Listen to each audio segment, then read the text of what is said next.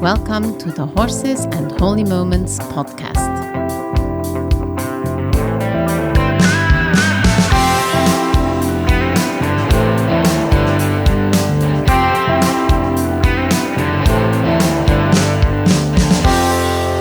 Hello, Ingela. Hey, Corrie.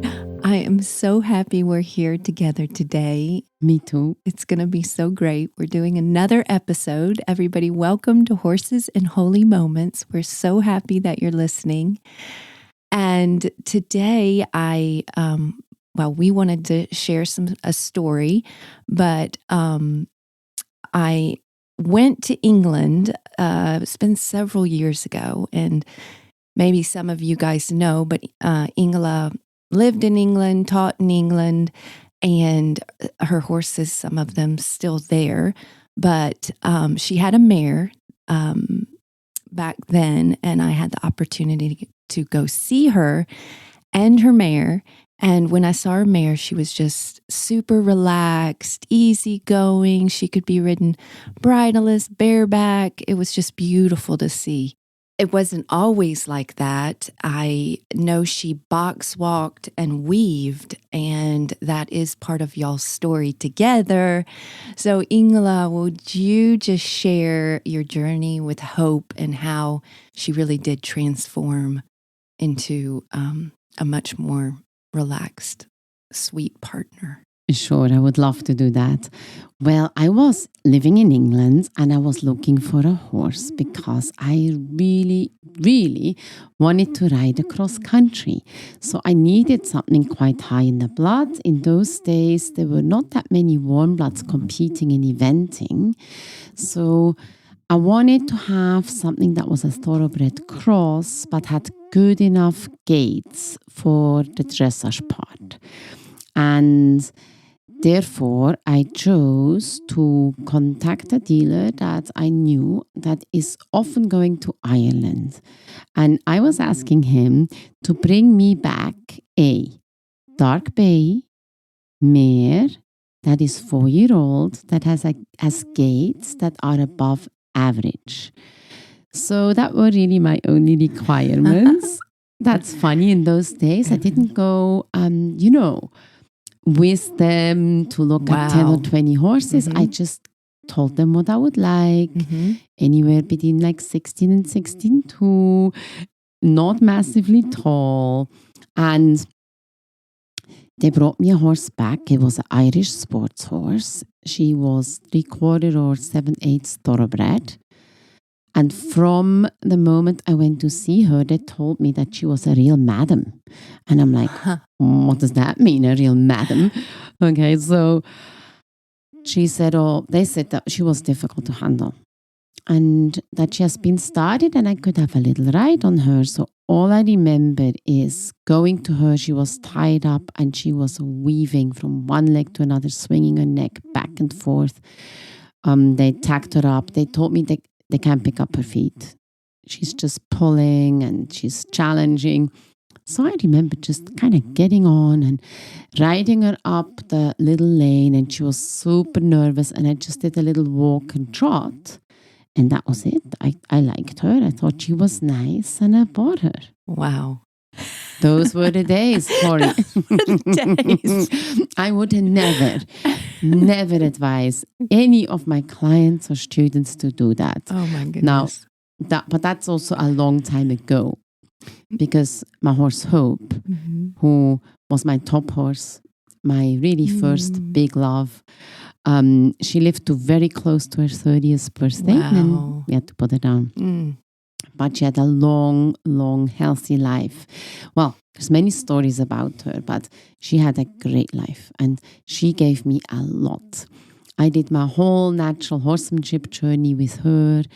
I did big demos in the UK, all with her. Wow. I learned bareback and bridleless flying lead changes up to 2 tempi on her.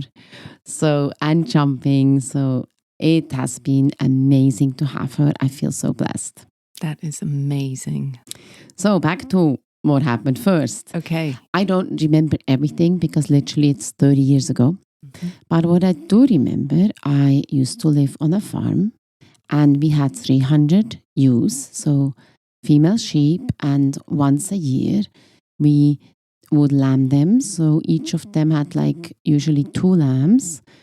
And I would spend a lot of time in the sheep shed, like days and nights. I would skip many nights sleeping. I actually think, unofficially, I might have broken the Guinness Book of Record on no sleep. Wow. Because some years it was 12 nights, some 14, some 16 nights, day and night, no sleep. Yeah. Which, of course, that's not good for your brain, and you go spacey. Right. Well, in this incident, it actually came in handy. Mm. Okay. There is a scripture that says the Lord never sleeps nor slumbers. Okay. Yeah. He watches over us day and night. We can trust Him with His care for us. We can trust Him with His concern for us, His love for us, His watchful eye over us. He is our protector. He is the one that delights in us, right? So wonderful. Weren't we just reading this morning, like Psalm 16? He delights in the saints. Yes, we were. Don't we not usually think about that it's the Lord who delights in us? Yes, we forget that. We forget too that. easily. Yeah. We always are more likely to be in a place where we try to please Him, right? Exactly. But He delights in us. Okay, well, I delighted in that horse, all right. But I ran into issues. She did not integrate into the herd well. She box walked, she weaved, and when I turned her out with the others, she ran up and down that fence line, creating a rut, a track along the fence. If I put her in a stable right next to the other horses, she box walked and weaved the entire time, super stressed out, didn't eat well, was skinny, and I found no way of calming her down. I did not know what to do. It was really, really challenging. So, of course, tying it up was even worse. She weaved more. Now, the only thing I found was if I would put a halter on and a rope and I walk with her, or I work with her, then she would not weave. But the moment she was not with me and I put her somewhere to rest, she was not resting. So I didn't know much about the autonomic nervous system back then, but now this is very clear to me, right? It means that her autonomic nervous system was not in balance. She was not able to regulate herself, to down-regulate back to activating the parasympathetic nervous system. So all the things that stressed her in her life, mostly, I guess, what the humans have done, just added more and more and more stress until her nervous system didn't regulate anymore. So she got into a state of constantly stressed, the brain releasing adrenaline and cortisol into her bloodstream. Wow. So that created this, like a hypertension, constantly anxious, constantly stressed. And that in turn stressed me. Yeah. It's stressful when you have a horse that is stressed out. Yes. You remember that incidents with your horse, Sonja? Yes. And the cows? Yes. She flipped off the deep end. She flipped out and then I flipped out. Yeah. Just very briefly. It's very stressful. Share what happened that day. Well, I had moved to a new place and there were cows and my horse had never seen cows.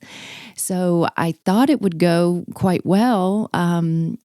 She's an Andalusian and I thought it would go pretty well with an Andalusian. They're kind of like bull fighting horses.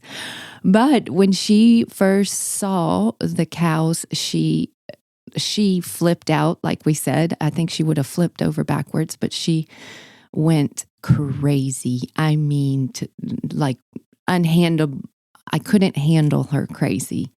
And it was very overwhelming for me. So it was a tough time. When our horses aren't doing well, it's hard to stay in a very centered, happy place when they're so upset, and you can just feel it and feel the energy, and then you feel incapable of helping them. Yeah. It's a very hard place to be. She hurt herself, right? Oh, yes, she did. She ended up, I didn't know what to do with her, and we are always learning, but I got to a point where I thought, well, maybe I should just turn her loose. And she tried to jump a gate and got her leg caught. And thankfully, angels were around her, and she was able to get uncaught from the gate, but her leg was caught for a while until she could get herself loose, because it was impossible. It was a steel gate for us to get loose, even though we were trying. So yeah, it was a terrible situation. And now I know she was on her sympathetic nervous system super big time. Yeah. And I remember the day because it was about 2 a.m. in Switzerland. Oh, yes. And you called me. I called Ingela. You called me. Help. Yeah, and you were standing crying, in the stable. probably. Yes, crying. It was very upsetting. Yeah, because you were in the stable waiting for the vet, because that was in Chattanooga. Yes. Right? Exactly. So you were about 6 hours before me. Yes. And you were standing with your horse injured. Yes. With no possibility of how to calm her down. And that's super hard. Yeah, it was really, really hard. Yeah. And that day you were stressed, right? Yes. Stressed? Very stressed. And for probably many days after that till we got it worked out. Yeah. Yeah. Which took time. That's how I felt with my horse Hope as well. Because what do? You put the horse in a stable and just weaving, box walking, banging against the walls, banging the doors. It's stressful for humans. So right? stressful. It's not fun. Yes. And of course, for the horse, this is a very sad state to be.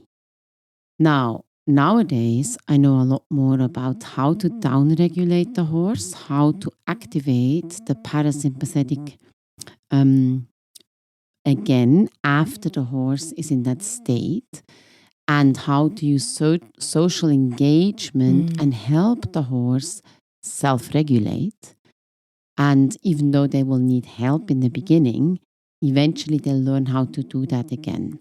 But it did get damaged from humans, and therefore I also believe we then have the responsibility to help the horse and fix it again when we put the horse into that state. In those days, I knew nothing about the theory of the autonomic nervous system.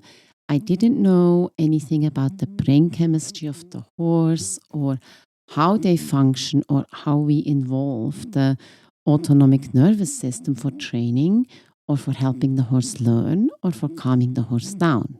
Right. However, somehow I managed because I did the only thing I knew how to do. I took this horse, I put the halter on, I put the rope on, and I said, I will be with you, and you will be with me, and I am here for you. I promise I'm your best friend. I promise I'm listening to all your stress. I promise I will not leave you. I am going to stay with you. Okay? That's amazing. So it was perfect because it was lambing time. It was the time I didn't sleep.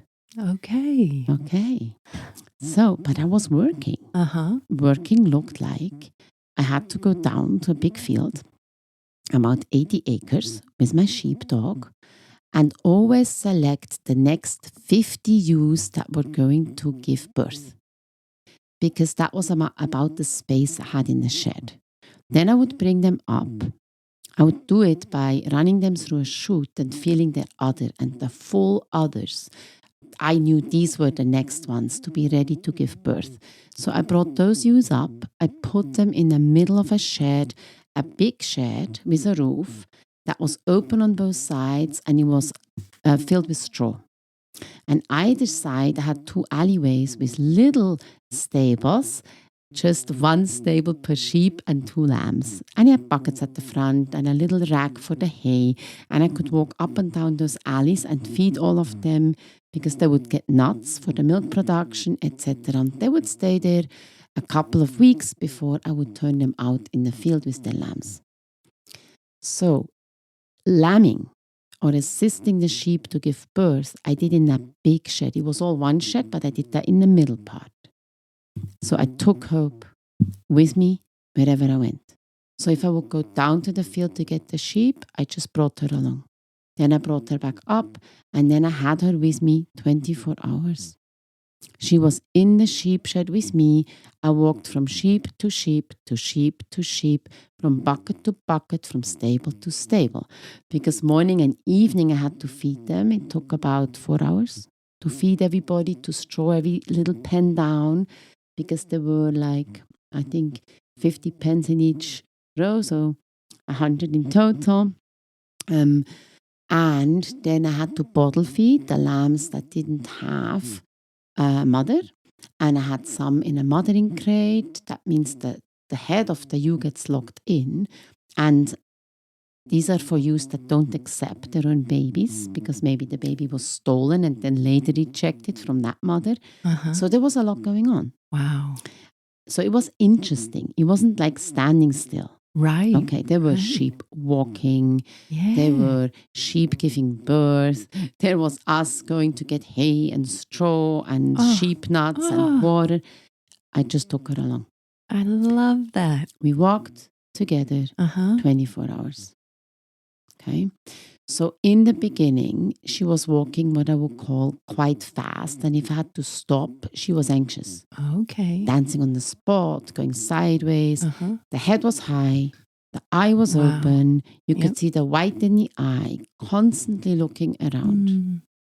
So now I know that this is not only a stress signal, these are many stress signals, and the horse is in this heightened state of anxiety. It's actually in the flight mode. Okay. So we know with the autonomic nervous system that the parasympathetic, when that's activated, that's the rest and digest mode. The horse standing and grazing and digesting in a calm state. Then, if there is a potential danger, the sympathetic nervous system gets activated. The horse lifts the head up to analyze. If there is a real danger, the horse will either flee or fight. So the sympathetic part of the autonomic nervous system is the fight or flight part, and potentially also freeze. But the rest and digest mode is the parasympathetic. Well, she was clearly with a heightened activated sympathetic nervous system. She was in that state. To the degree that if I would let her go, she would have for sure started running. So she was in this flight and fight mode. She didn't fight, but she wanted to flee. There was no rest. There was no licking the lips or lowering the head. This came. Wow. But not right now, right in the beginning. Right. So what I did is I basically brought her along, but we walk, then we stop, I do something, then we walk, we stop, we do something. There was zero demand on her. I did not ask her anything because actually, if a horse is in that state, flight or fight, it cannot learn. It can't even hear us. Yes, I've heard you say that. Yeah. If the horse gets extremely stressed, he can't even access information of things he learned before. He is in that fight or flight mode, and he is sometimes not even conscious of his own body anymore. That's how a horse would run into a truck or into traffic, right? Or jump a gate. Yes, like in or your go through a gate. Goes through a gate. Or jump a gate and not make it, but go through. Yeah. Right. And, she wasn't self-aware. Sonia, your horse, was not self-aware in that moment. Right. She freaked out. She went into flight mode, and then they crashed through everything. Yes. Well, now we know that we first need to help the horse down-regulate and reactivate the parasympathetic part of the nervous system. And when that happens, the horse will lick and chew. Mm-hmm. They might Okay. blink their eyes, they drop their heads, they take a deep breath. Okay. There is many different signs. They might shake the head and the mane. But when they are in this high tension, their eyes are open, they do not blink, they lift the head up. We can maybe even see the white in the eye. The body gets stiff. Sometimes they press the lips together. Sometimes they hold the breath. That is all the non-learning state. Right? Okay. This is self-preservation. They are in self-protection. And in that place, they can't hear you. So we need to bring their attention first to ourselves Okay. and then back to their own body. Mm. Okay, and we do it by taking them away from the danger, not Okay. put pressure toward the danger. Mm. Like if a horse would be afraid of a water trough Mm-hmm. and it stops and it looks at it and we push it and try to ride it forward, Uh-huh. makes things worse. Got It it. is much better to do lateral flexion and take the horse away in a half circle so the parasympathetic nervous system can then activate it. Okay. And then return to the water trough. So the horse has time to process, analyze, etc. So the normal process is when the horse sees something, if we give the horse time by just waiting and pausing, the horse will assess, he will relax, right? Yes. He regulates well from the sympathetic to the parasympathetic, back to the sympathetic, back to the parasympathetic, all is well.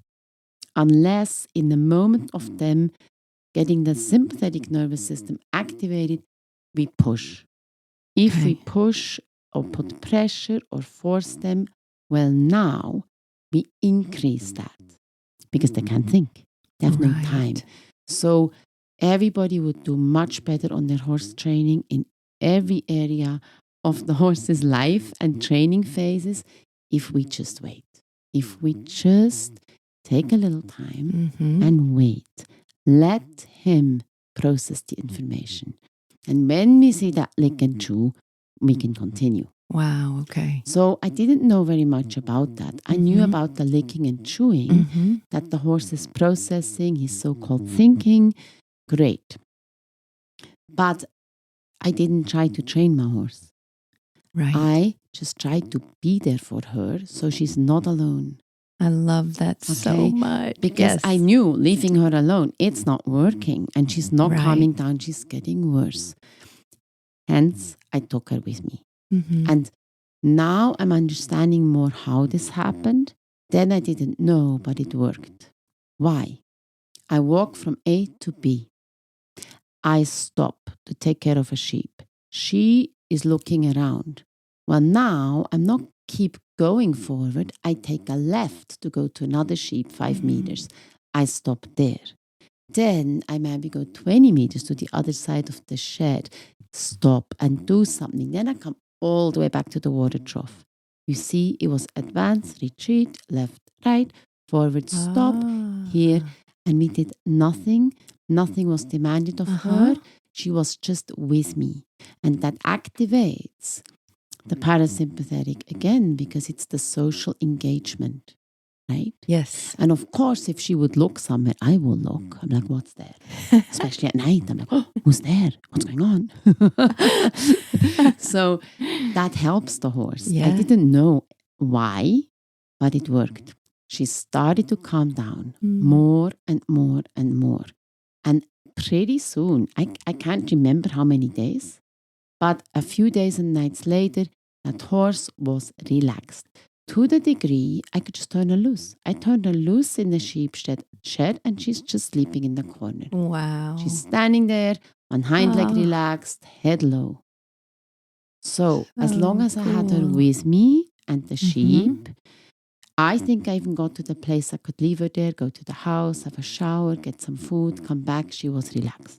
Wow. This still didn't fix putting her alone in a stable or tying her up.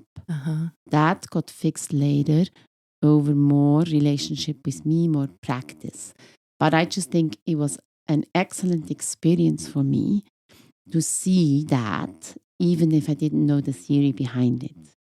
So it had to do with walking with her, demanding nothing, spending undemanding time with her, Yes. getting her lots of time to think. And that reminds me so much of what God is like with us.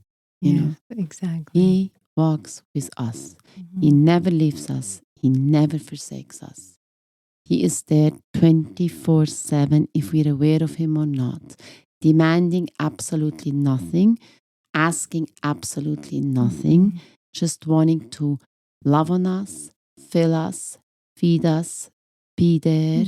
Mhm. And He wants to bring us into a place of rest, deep internal rest, which we will never find in this world. Right. Right. Oh. In this world, there is no real peace. There is no real safety. There is no real living forever. Yes. This is only in God. Yes. And inside Jesus, we live forever. Our spirit is already safe. Our spirit already lives forever. And we are going to be with God in a beautiful place. So this is our hope. We live forever. And even in this realm, because of the blood of Jesus, we have access to His presence. That beautiful, beautiful secret place. It's like going to dance in a wildflower field like a little girl and running with Jesus through a beautiful garden, right? Yeah. Because we look away from all our problems, Mhm. ourselves, even our sicknesses or financial problems or relationship problems, onto Him who is worthy.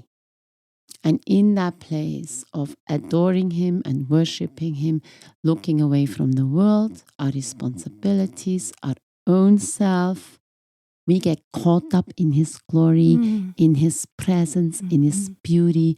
And as we meditate on the beauty of the Lord in His temple, in adoration, in worship, we see Him. And as we see Him, we're inwardly transformed. He does that, right? Right. But I just feel that, you know, isn't it amazing that we could be completely stressed out, Yeah. which many of us are. Right. And Yes. you and me, we have both experienced that. Yes. Right? Very.